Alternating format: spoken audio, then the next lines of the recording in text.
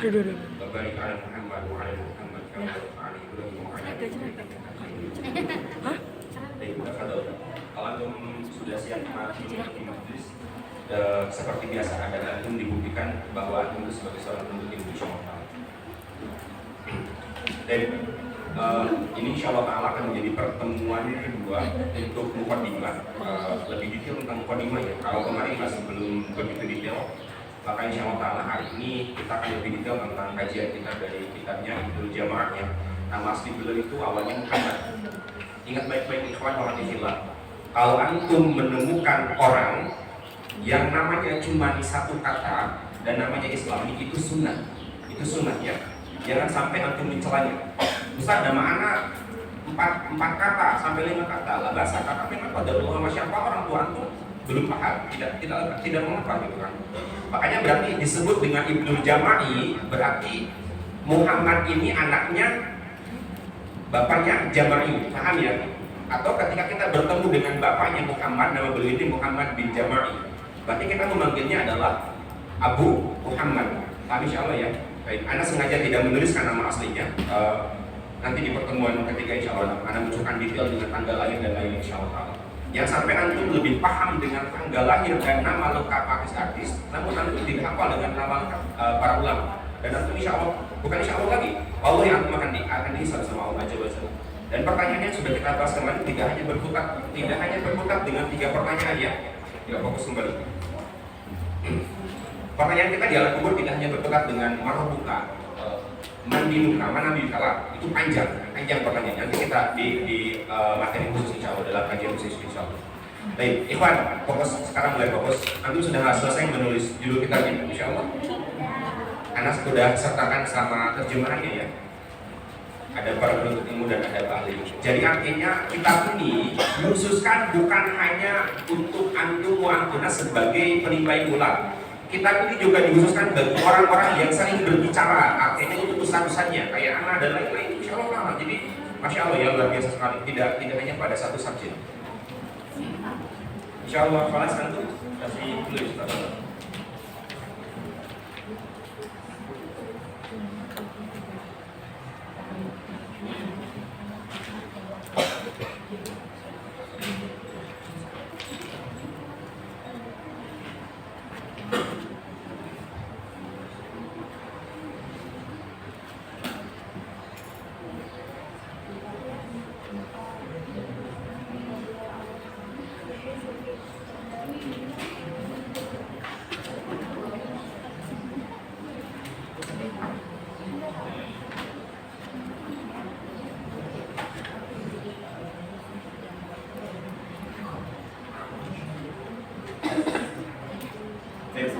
Semua insyaallah fokus ya. Ikhwan wa fillah, anak teringat dengan satu hadis insyaallah ta'ala sahih banget. Anak langsung singkatkan dengan langsung terjemahannya ya, biar waktu kita efektif. Pada suatu hari Rasulullah SAW selesai ibadah subuh. Ingat sunnah asli, anak masih melihat di antara kita ini insyaallah ta'ala perlahan-lahan ya, tidak bisa mendadak insyaallah ta'ala. Nama juga ada insyaallah ta'ala. Selesai Rasulullah SAW sholat subuh, beliau berdiri menyampaikan khutbah. Berarti ini kejadiannya setelah beliau dibuatkan mimbar ya. Karena sebelum dibuatkan mimbar, Rasulullah SAW itu jarang berdiri. Majelisnya hanya duduk, mungkin seperti ini ya. Itu jarang berdiri dalam sirahnya. Beliau berdiri setelah pada subuh. Ingat, kita disunahkan membaca zikir pagi. Kaifiat fikihnya, zikir pagi itu dibaca boleh antum selesai sholat qiyamul lail ya, tahajud dan lain-lain tutup dengan witir, atau juga disunahkan maksimal boleh antum pada subuh. Makanya dalam pada subuh kita yang terakhir setelah zikir pada subuh kita selalu mengucapkan kalimat yang sama dalam zikir pagi. Allahumma inna as'aluka ilman nafi'an wa rizqan thayyiban wa amalan. Selesai membaca zikir tersebut, Rasulullah dan para sahabat radhiyallahu ta'ala anhum ajma'in zikir pagi. Zikir pagi kalau kita hitung ikhwan itu tidak akan habis maksimal sampai 10 menit lah, tidak akan habis. Cepat sekali. Apalagi bagi kita jaketnya subhanallah ngebut sekali ya. Maka ingat baik-baik ikhwan, adab dalam sholat, kalau kita semua mencintai Rasulullah SAW, tidak ada satupun ditemukan dalil ba'da sholat mengangkat tangan untuk berdoa. Paham ya insya Allah ya? Anak sudah menemukan misalkan beberapa saudara kita yang setelah sholat dia mengangkat tangan. Betul, itu tidak tercela, betul. Tapi kita sudah menyelisih Rasulullah SAW. Yang lebih paham, lebih pintar, ingat baik-baik ya kata Rasulullah SAW apa? Alaikum bisunnati, ikutilah sunnahku. Dan sunnahnya khulafaur rasyidin, keempat sahabat terbaikku terdekat, Abu Bakar, Umar, Utsman, Ali. Maka perhatikan baik-baik sama antum, setiap yang diucapkan dan yang dilakukan oleh keempat sahabat ini menjadi bagian dari sunnah. Insya Allah paham ya? Insya Allah paham. Dan ingat baik-baik, masih ada yang belum paham apa itu definisi sunnah. Sunnah di sini bukan secara kaidah fikih. Kalau kaidah fikih antum paham. Sunnah itu kalau dilakukan mendapatkan pahala, ketika tidak dilakukan tidak mendapatkan pahala. Paham ya? Itu secara definisi kaidah fikih. Sunnah yang dimaksud adalah secara kaidah akidah. Secara kaidah akidah definisinya 3. Ikhwan wa fillah, perhatikan baik-baik ya. Jangan sampai kita ketika pulang atau bahkan ketika bertemu dengan umi atau abinya, ketika ditelepon dengan keluarganya, antum nggak paham. Ada kejadian beberapa orang tua antum ngetes sama antum, atau bisa jadi mereka tidak tahu sama sekali apa hukumnya ini, apa hukumnya ini, apa hukumnya ini. Mereka bertanya sama antum, pertama bisa ngetes karena mereka sudah tahu. Yang kedua, mereka sama sekali belum paham, itulah mengapa mereka menyekolahkan antum ke sini, ke sekolah sunnah. Paham ya? Maka tugas kita berarti sebagai anak penimba ilmu, memberitahu dengan adab yang baik pada orang tua kita. Bisa jadi mereka bertanya, apa hukumnya ini, apa hukumnya ini, apa hukumnya ini. Maka ingat baik-baik, definisi sunnah itu yang pertama apa? Segala sesuatu yang dilakukan atau perilaku Nabi. Itu baru, ingat, ini koma, masih koma. Yang kedua, yang diucapkan oleh Nabi. Dan yang ketiga apa? Yang dilakukan oleh para sahabat dan mendapat persetujuan dari Nabi SAW. Paham ya sampai sini ya? Antum perhatikan baik-baik, dalam sirahnya tidak pernah ditemukan Nabi SAW sholat 2 rakaat ba'da wudu lah. Sampai antum habis seluruh kitab sirah nabawiyah, tidak akan pernah ditemukan Rasulullah SAW melaksanakan sholat 2 rakaat ba'da wudu. Tapi ketika Rasulullah SAW mendapatkan firman dari Jibril memberitahu, Jibril SAW memberitahu kepada Rasulullah SAW, Jibril datang, ya Muhammad, panggil Bilal. Rasul urut, panggil Bilal, Bilal, sini kamu. Kata Rasul, Bilal, ceritain sama aku amalan apa yang membuat kamu, sendal kamu itu sampai terdengar di surga. Masya Allah, sendalnya sekelas Bilal yang awalnya dibully, dihina, disiksa di padang pasir, ditindih dengan batu besar ketika terik siang. Sekelas Bilal ya, antum perhatikan baik-baik, ibroh besar, antum tidak boleh membuli sama saudara antum, siapapun itu, kekurangan fisik apapun itu. Ibroh besar ketika Rasulullah SAW mengangkat Bilal sebagai muazzin. Hikmahnya apa? Beliau tidak rasis. Rasul itu tidak rasis. Seharusnya ingat, kasta Arab itu tinggi. Antum kalau pernah mendengar istilah Quraisy itu kakeknya Rasul yang ke-10. Kakeknya Rasul ya. Maka perhatikan baik-baik. Seharusnya, dan ingat, Rasul itu dilahirkan dari kasta yang tinggi, kasta yang berkelas. Seharusnya ketika perintah azan tiba, Rasulullah SAW itu seharusnya memerintah dari suku Arab, bukan dari kalangan non-Arab. Tapi beliau memanggil Bilal. Tandanya apa? Beliau tidak mau rasis mengajarkan pada umat. Paham antum insya Allah? Makanya itulah mengapa anak sampai berkali-kali sama antum, ikhwan wa akhwati fillah, perhatikan sendal antum. Sedetail itu, sekalipun perkara sederhana. Misalkan bisa jadi sampai hari ini belum ada satu orang pun korban jatuh gara-gara sendal. Atau sampai detik ini bisa jadi belum terjadi qadarullah wa masyafa'al, sendal teman antum, saudara antum hilang. Misalkan belum terjadi qadarullah wa masyafa'al. Tapi kenapa tidak kita mau mencontoh ibroh dari Bilal? Sendalnya beliau itu terdengar di pelataran surga. Sendalnya kita terdengar di mana? Paling di tong sampah. Silakan dari mana-mana. Sampai sini insya Allah ya. Ini ada. Perhatikan baik-baik. Bilal menjawab, ya Rasulullah, aku selalu merutinkan sholat sunnah 2 rakaat selesai ba'da wudu. Berarti Ustaz, ini bid'ah dong. Kan Rasul nggak ngamalin. Kembalikan ke definisi tadi sunnah. Selama sahabat melakukan itu dan disetujui oleh Rasulullah SAW, maka itu sunnah. Paham ya? Insyaallah taala. Sekalipun Rasul tidak pernah melakukan. Dan yang disebut dengan persetujuan bukan berarti Rasul harus menjawab iya. Tanda Rasul diam itu sudah berarti setuju. Paham?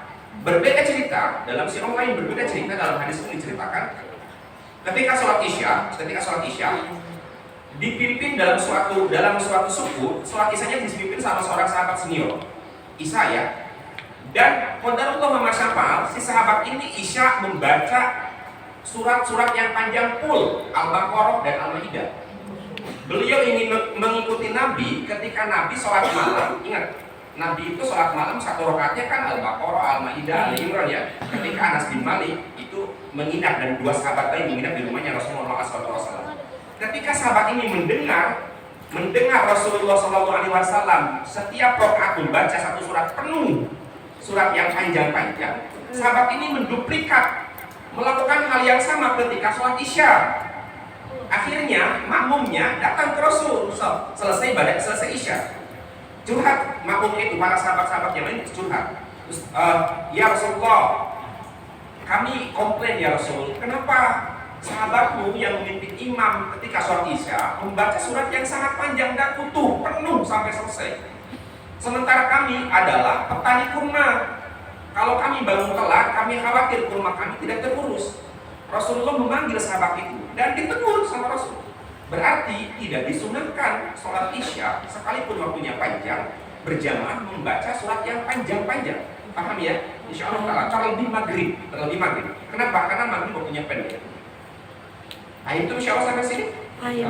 Tapi jangan berarti juga antum, Ustaz, imam tadi tuh isya membaca An-Naba. Ya Allah, cuma An-Naba sebentar, 40 ayat. Gak perlu komplain kalau An-Naba, kecuali kalau antum dikasih Al-Baqarah, Al-Maidah, Al-Imran dan lain-lain. Paham ya insya Allah ya? Nah, jadi artiannya, maka itulah yang artinya, ingat ikhwan, anak beberapa konten tidak anak tuliskan di dalam slide ya, sengaja biar antum menangkap dan antum terbiasa mencatat. Kalau anak perlu dituliskan di slide, kasihan antumnya seolah tersiksa harus banyak menulis. Tapi ketika anak tidak mencantumkan di konten slide, antum harus terbiasa dicatat apa yang anda sampaikan. Nah, insya Allah sampai sini Pak itu, anda ya insya Allah ya, masya Allah. Baik, anda lanjutkan. Jadi suatu hari Rasulullah SAW itu pada subuh, selesai subuh beliau berdiri menyampaikan khutbah. Antum tahu nggak apa yang terjadi?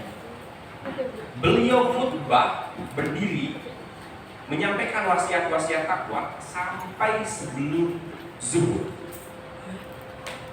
Kalau antum baca dalam sirahnya ya, antum cari nanti di kitab. Anak sengaja tidak akan memberitahu hadis siapa, riwayat berapa sengaja. Biar nanti antum ada itu dalam kitab sirah, insyaallah. Dalam kitab sirah ada. Dan itu perhatikan baik-baik. Saking sami'na wa ata'nanya sahabat yang puluhan ribu, anak ulangi lagi baik-baik sama antum. Perang Badar jumlah pasukan muslim 313. Itu perang yang tidak disengaja. Ingat baik-baik ya. Berarti di Madinah masih banyak sahabat menunggu. Paham ya? Karena tidak disengaja perang itu. Dan Rasulullah SAW tidak membawa banyak senjata, tidak. 13 bulan kemudian, di mana Mus'ab bin Umair dan Hamzah, pamannya Rasulullah SAW gugur. Mus'ab bin Umair ini yang Anda ceritakan kemarin, beliau mantan artis itu ya, Masya Allah. Itu 13 bulan kemudian, sekitar 1.300-an pasukan. Antum bayangin ya, dari 313 ke 1.300. Dan kita tidak paham nama mereka siapa saja, Masya Allah. Dan ada 13 peperangan lebih yang diikuti sama Rasulullah SAW. Pertanyaannya pertama, Ustaz, kenapa Rasulullah sampai ada beberapa perang yang beliau tidak ikut? Kenapa pertanyaannya? Jawabannya kenapa? Karena beliau khawatir terjadi fitnah pada umatnya, bahwa nanti sahabat berpikir setiap Rasulullah SAW ikut memimpin perang-perangnya pasti menang. Paham ya? Jadi seolah-olah mereka bukan bertumpu lagi pada Allah, tapi bertumpu pada Rasul. Paham ya? Sehingga akhirnya bahkan bisa memutuskan Rasul seolah-olah menjadi Tuhan. Paham? Makanya perhatikan baik-baik. Dalam perang Hunain, Rasulullah memberikan pelajaran besar pada seluruh penduduk Ansor. Di mana perang Hunain itu perang satu-satunya perang yang jumlah pasukannya paling banyak, 12.000 pasukan. Perang Hunain. Artinya ikhwan, karena itu kadang subhanallah.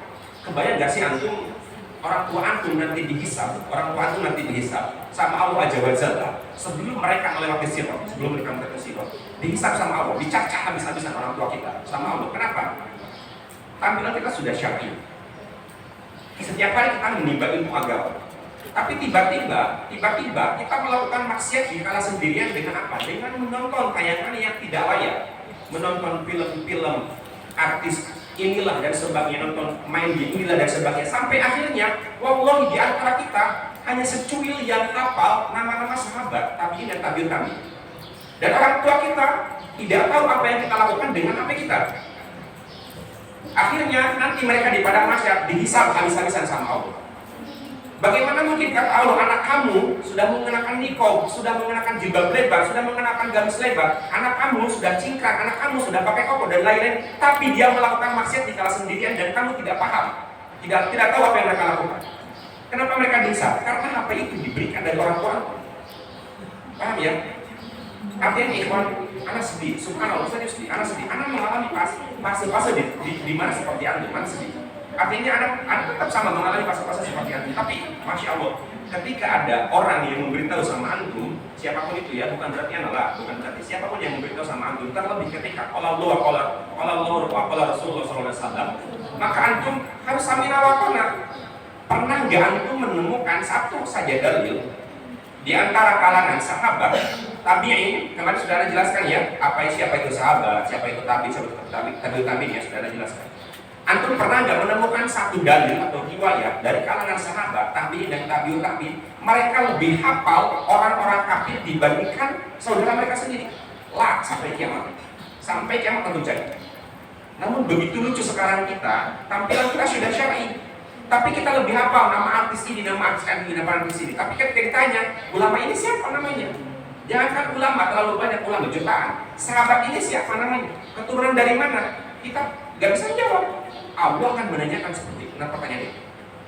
Makanya dalam alam barzakh, kalau antum mempelajari kitabnya, pertanyaannya tidak berhenti sampai marobuka, mandinuka, marosuluka, kita buka lah. Nanti ada pertanyaan, siapa saudara kamu? Manikhwanuka. Jawabannya adalah ikhwanul mus'afan, jawabannya adalah muslim dan muslimah. Diperpanjang lagi itu sama malaikat. Siapa yang kamu ambil rujukan? Sahabat, tabi'in dan tabi'ut tabi'in. Benar nanti kata para malaikat kamu. Dan ingat baik-baik, yang menjawab bukan bibir kita ya. Ingat baik-baik. Dan nanti ditanya lagi sama malaikat. Benar kamu paham sahabat dan sahabat tabi'in dan tabi'ut tabi'in. Dites lagi sama malaikat.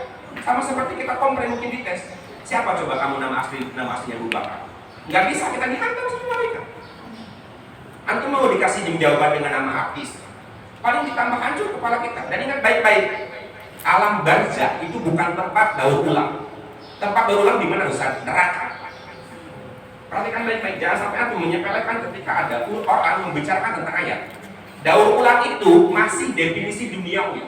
Contoh, antum melihat tentang sampah di daur ulang. Tidak hancur itu sampah. Tapi yang namanya daur ulang dalam neraka, ingat banyak dalilnya, terutama di juz 30 ya. Antum lihat baik-baik. Sengaja anak menekankan nada tinggi biar antum memahami. Antum kalau lihat di juz 30 banyak sekali. Karena juz 30 selalu bercerita neraka surga. Iya kan? Insya Allah ya. Masya Allah. Perhatikan sama antum. Yang disebut dengan daur ulang kata para ulama dalam juz 30, terutama di neraka adalah artinya apa? Kita dihancurkan sampai sehancur-hancurnya, terus dikembalikan dengan seutuh-utuhnya. Itu namanya daur ulang. Sampai habis dosa kita. Gak usah jauh-jauh. Dosa yang selalu anggap kita sederhana. Ada dua dosa yang selalu anggap kita sederhana. Banyak ya. Contoh kecil. Dalilnya bukan wala zina, bukan jangan berzina, tapi ada kata dasar taqarrub, dekati. Wala taqrabu zina, jangan kamu dekati. Berarti kita semua harus menghindari dari perkara-perkara yang mendekatkan pada zina. Paham? Dalilnya bukan wala zina, bukan, tapi wala taqrabu zina. Ustaz, anak kan nggak sampai zina dengan dia, tapi antum ketika melihat wajah dia, antum timbul syahwat, itu zina mata. Berat Ustaz? Berat. Ustaz kan anak nggak zina, tapi ketika antum mendengar suara dia dan antum terbuai berpikir kemana-mana, itu zina. Besar gak dosa zina? Ingat, kalau antum lanjutkan di ayat tersebut, ada kalimat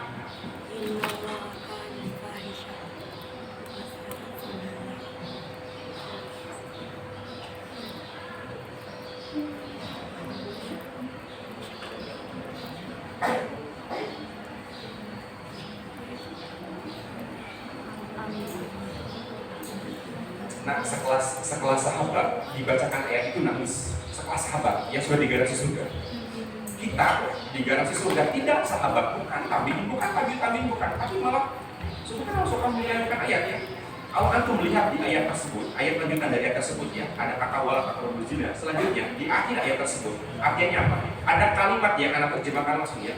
Ada kalimat bahwa zina itu dosa menjijikkan, tercela. Menjijikkan.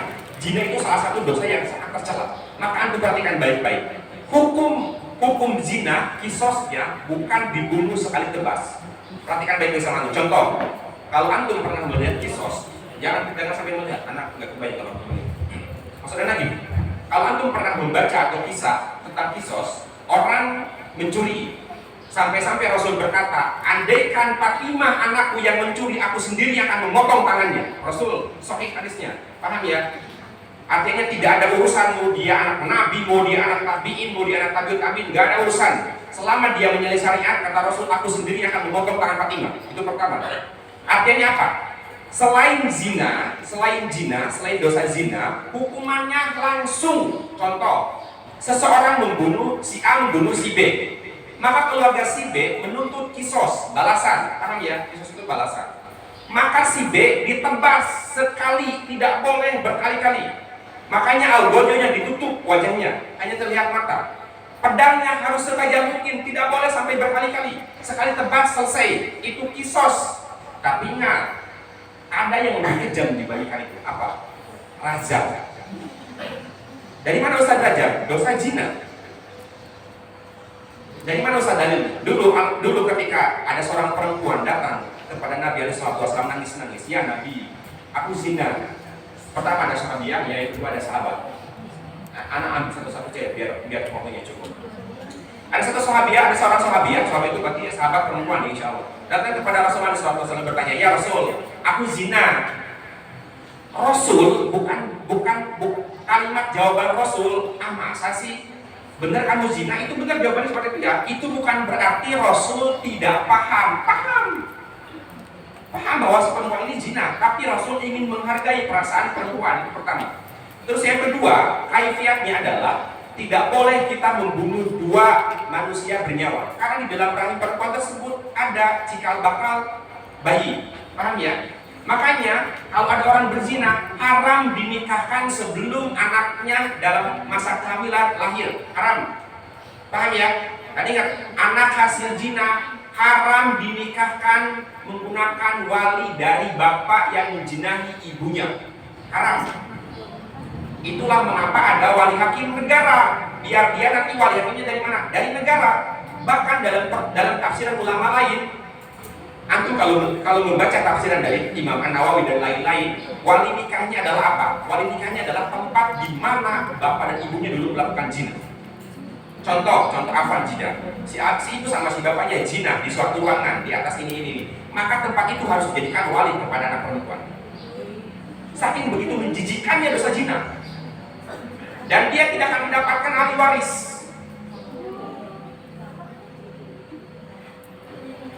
Makanya dalam dalilnya wala taqrabuz zina, bukan wala zina. Jangan sampai disepelekan ini. Masya Allah ini.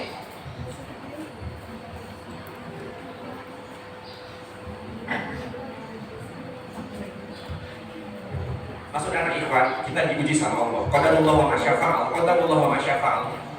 Kita dengan segala kesederhanaan, keterbatasan ini kita setiap hari bertemu lawan jenis. Maka itulah mengapa di Alma Antuna diharuskan mengenakan nikob. Itu menjaga fitnah. Sekalipun sudah mengenakan nikob pun kita masih terkena fitnah. Paham ya? Apalagi kalau tidak mengenakan nikob. Anda lanjutkan ya. Dan hukuman rajam, perhatikan baik-baik sama antum. Hukuman rajam itu berbeda sama kisos. Hukuman rajam itu bagaimana Ustaz? Hukuman rajam itu dilempar dengan batu ukuran sedang. Tidak bisa dia dilempar dengan batu besar sekali hantam mati, tidak bisa. Kenapa Ustaz harus dilempar dengan batu ukuran sedang sampai dia mati dan dikuburkan? Ingat, dikubur ya, hanya kepalanya saja ya. Ingat baik-baik, hanya kepalanya saja. Dilempar, kata para ulama, kenapa tujuannya dilempar dengan batu ukuran sedang? Agar seluruh saraf dari saraf kepala sampai saraf kaki merasakan sakit sebagaimana dulu dia berzina merasakan nikmat dalam berzina.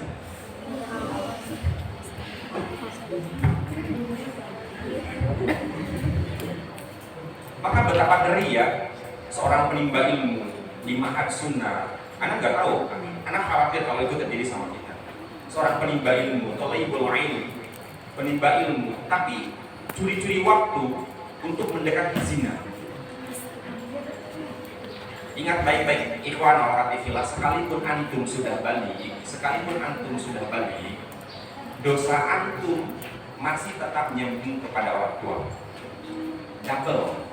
Maka ingat baik-baik. Dalam satu riwayat dijelaskan, contoh, perhatikan baik-baik. Orang tua anak, umi dan abi anak, keduanya rahimahullah ta'ala, dua-duanya. Terus tiba-tiba ada anaknya yang belum menikah, melakukan dosa.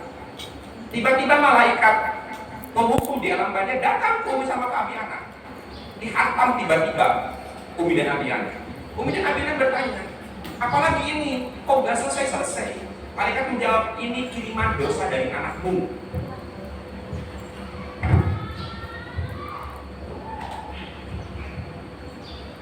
Begitu mengerikan ya, subhanallah.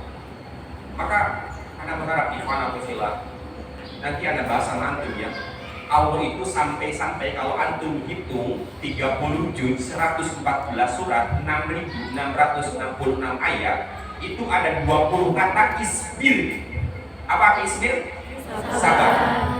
Cuman 20 Ustaz. Naam, tapi untuk nabi sekelas nabi berkali-kali sama Allah ditegur dengan kata isbir ya Muhammad, isbir ya Muhammad, isbir ya Muhammad 20 kali. Artinya apa? Nabi diuji sama Allah puluhan kali, ribuan kali diuji dengan ini. Allah bisa menurunkan pertolongan sama Nabi SAW. Tapi kata Allah apa? Isbir ya Muhammad. Bahkan ada satu ayat yang kalimat yang sangat indah. Fasbir sobron jamila. Itu kenapa Ustaz? Ada. Artinya apa? Muhammad sabar. Kamu ingat sama antuna. Ketika Nabi sholat di depan Ka'bah, ketika beliau masih di Mekah ya, ingat, Nabi di Mekah 13 tahun. 13 tahun belum turun syariat tentang sholat lah, belum. 13 tahun Nabi di Mekah masih fokus mendakwakan tauhid, akidah, agar tidak syirik. Suatu hari Rasulullah SAW sholat di depan Ka'bah. Ketika sholat, datang orang-orang kafir Quraisy menimpuki Nabi dengan kotoran unta. Ketika Nabi sujud, Fatimah dari rumah lari, nangis menjerit-jerit, ya abaki. Sebegini kejamnya ya mereka kepadamu, dibersihkan sama Fatimah, abinya.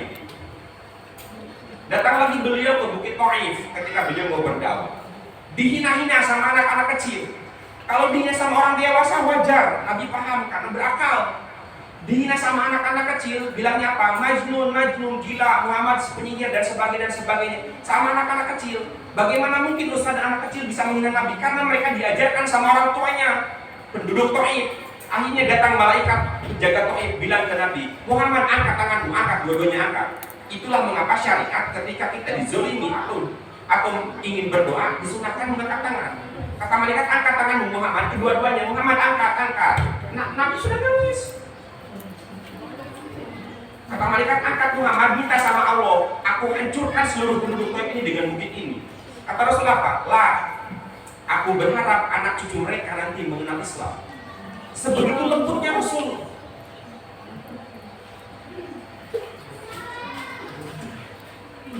Anda lanjut nih ya. Sampai sebelum zuhur beliau khutbah. Setelah itu beliau berjamaah sama para sahabat. Dan anak tidak menemukan dalam hadis tersebut sahabat pulang makan mandi, tidak. Masya Allah, luar biasa. Begitu kokoh fisik dan imannya para sahabat. Antum bayangin dari ba'da subuh sampai sebelum zuhur, kita baru 1 jam udah ubah posisi kayak gini dan sebagainya. Masya Allah. Makanya bagaimana mungkin keberkahan gampang melekat pada diri kita sementara kita tidak menikmati keberkahan ilmu. Kalau antum perhatikan kalimat la in syakartum la azidannakum wa la in kafartum inna adzabi lasyadid. Perhatikan baik-baik ya. Perhatikan baik-baik kalimat yang dalam tanda kutip secara ilmu matematika ini menyalahi syariat logika matematika. Tapi ingat baik-baik, Allah tidak mungkin salah. Perhatikan baik-baik sama antum. Kata Allah, apabila engkau bersyukur, ada kata syukur. Kita menemukan 4 kata dalam ayat tersebut. Perhatikan baik-baik 4 kata tersebut. Pertama, kata syukur, kata Allah, apabila kau bersyukur, aku tambahkan. Kalau bersyukur ditambahkan, oh berarti seharusnya secara logika matematika, kalau kita nanti menemukan lawan dari kata syukur, berarti nanti kita harus menemukan lawan makna dari kata ditambahkan. Paham ya? Itu secara logika matematika. Artinya kan, apabila engkau bersyukur, aku tambahkan. Tapi setelah koma apa? Berbeda kalimatnya. Apabila kau kufur itu oponen, oposisi, lawan makna dari syukur. Seharusnya kata selanjutnya adalah dikurangi. Paham? Dikurangi nikmatnya. Tapi Allah nggak main-main kalimat selanjutnya. Apabila kau kufur, ingat, inna azabillah sadid. Azab itu pedih. Secara logika matematika ini sudah menyalahi syariat. Kenapa? Seharusnya dikurangi syukurnya. Tapi Allah nggak main-main. Berarti artinya apa Ustaz?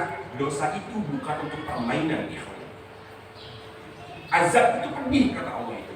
Seharusnya kalimatnya aku kurangin nikmat kamu. Wah, kata Allah apa? Inna adzabillah syadid. Pedih loh azabku, kamu mau main-main. Antum lihat, perhatikan baik-baik dalam tafsir ketika Nabi Lut punya istri. Apa keunikan umatnya Nabi Lut? Umatnya Nabi Lut kan suka sama jenis, iya kan? Ingat baik-baik, istrinya sekelas istri Nabi. Antum perhatikan dalam tafsir. Istri Nabi Lut ketika malaikat datang banyak berbondong-bondong malaikat menyerupai manusia. Ingat, setiap malaikat itu ketika turun ke bumi tidak pernah berbentuk malaikat, tapi menyerupai manusia. Kenapa?